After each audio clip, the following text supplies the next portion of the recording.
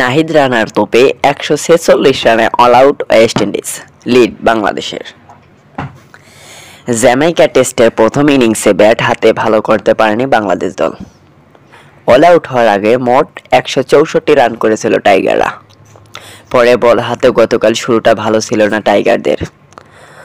তবে মঙ্গলবার ৩ ডিসেম্বর সকালে রীতিমতো আগুন ঝরালেন বাংলাদেশের পেসাররা।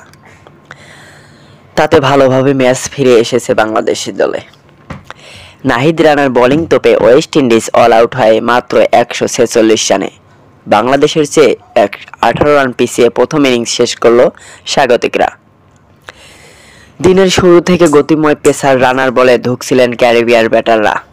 একের পর এক এই পেসার তুলে নেন টেস্ট ক্যারিয়ারের প্রথম ৫ উইকেট। হাসান মাহমুদ নেন ২ উইকেট। এছাড়া তাসকিন আহমেদ, মেহেদী হাসান মিরাজ ও তাইজুল ইসলামরা শিকার করেন একটি করে উইকেট।